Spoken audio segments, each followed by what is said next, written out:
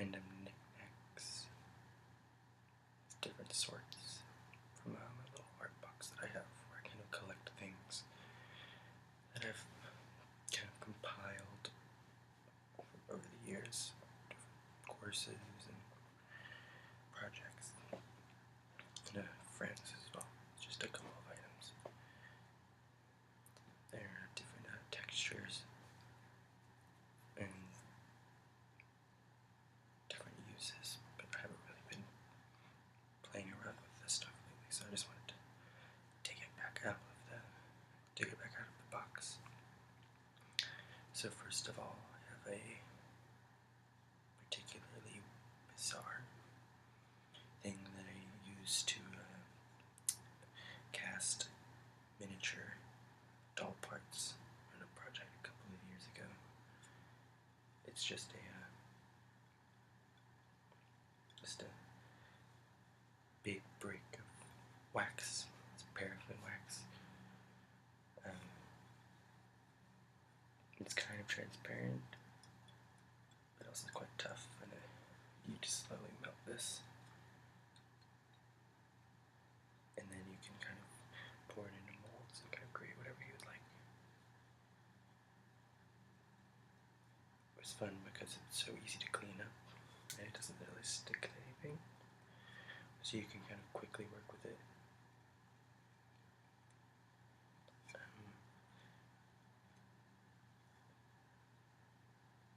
But at the same time, it also is kind of brittle and doesn't have too many uses without having to mix it with other ingredients. You can color it, kind of becomes whatever you want. People make candles out of it too. I don't do that. But you can kind of hear it's got a hardness to it, which is kind of nice. So that was a couple of years ago from an art project. The second thing I have is just a simple piece of wood. It's something that I got when I was in Europe visiting my brother. As you can see, got the little pound sign, not from the States. But we were going to make these little frames. He's a luthier, so we were kind of gluing them together. These were a little unsuccessful because I had to put them in my bag to bring back to the US, and they kind of broke. We didn't really join them properly or in any conventional way, so they kind of just lost their tack. It was a fun little project.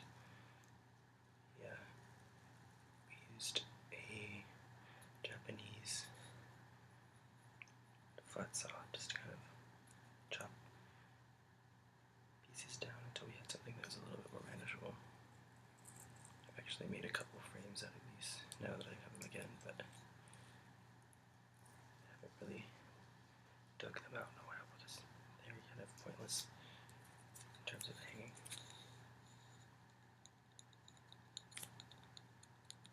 But kind of nostalgic for me.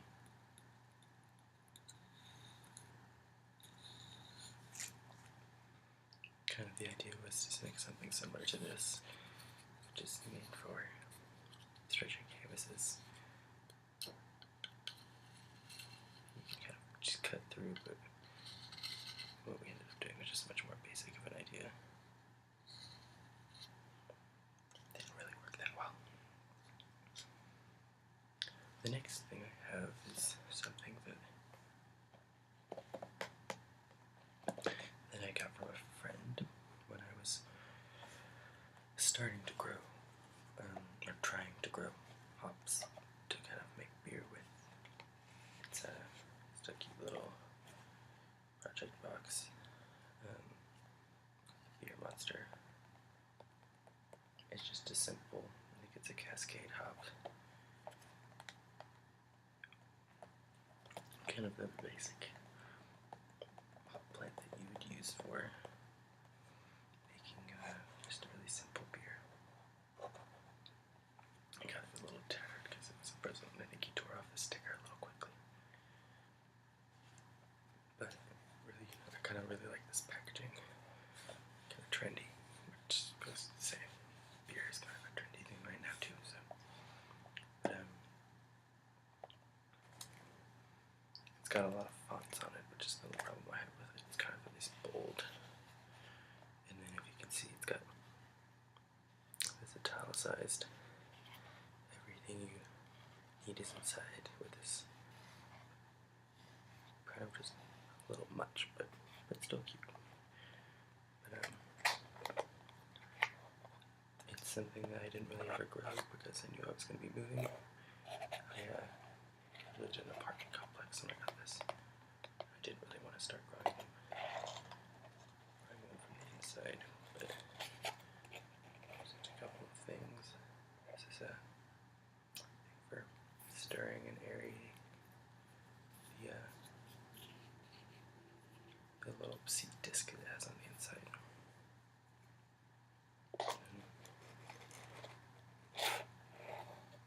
Comes with this little soil pack you just put water on, and it kind of rehydrates, and then that's what you start the growing process from. And then it has this kind of cute little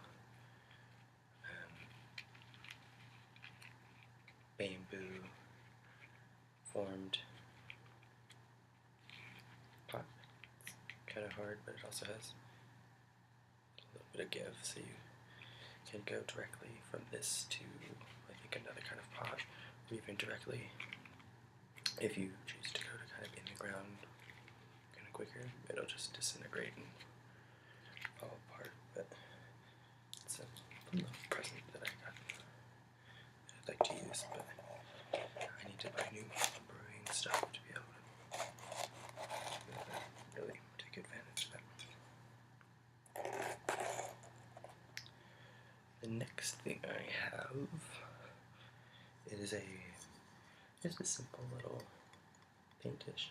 I think it's just a vinyl plastic, really hard, but it's a little flower shape. I like this is because it's something that I used in a manuscript making class where we replicated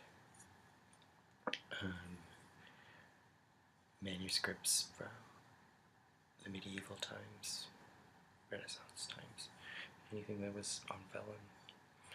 There was a lot of pigment making from dry pigments, and rather than using water, we used egg whites rather. So these paints are actually quite powdery. I can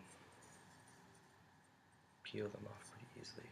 I just wanted to kind of retain some of that project in this little piece, but it was a really great class. It kind of did some Viking-inspired manuscripts that I think were quite successful. I've left them at that college, though. I'm kind of trying to get them. My sister goes there, so maybe I'll get her to try. But yeah, just a little remnant of a project long past, but a really good project. Next I have something that's brand new. It's a little Speedball roller, and you can use these things for a lot of different stuff. Originally I got it to do linoleum cuts, just really simple things I could do in my house without having to go to a studio. Studied printmaking in school, so kind of got addicted to that. And then have a couple of these new ones lying around. Don't want to mess them up though. Gotta wait until I have some paper. But just something really easy. Kind of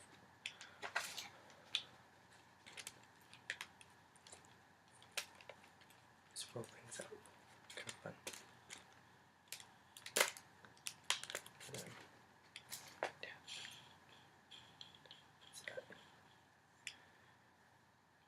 last thing I have, which is the most boring,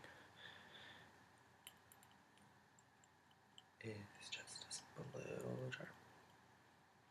I use these to store my oil paints, turpentine primarily. Whenever going in between classes, it's really nice because you can, as long as you keep them stable, you can wash your brushes in them pretty easily. And then you can just let it settle.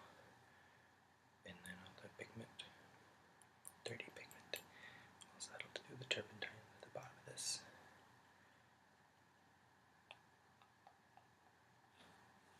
So that you can then use it at home, take it back to class. It's just a little bit of an easier way to transport something that's rather unforgiving, messy, and kind of also extremely needed for the class.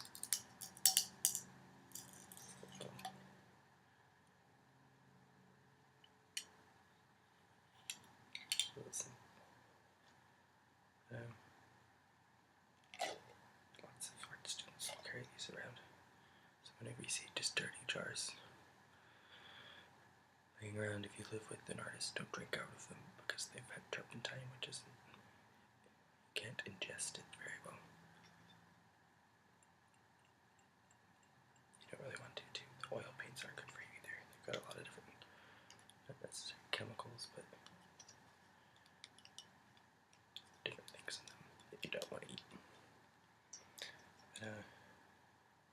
Those are just a couple things I wanted to show you. This is my first attempt at an ASMR video, so if I'm a little loud or a little too quiet, which we'll find out.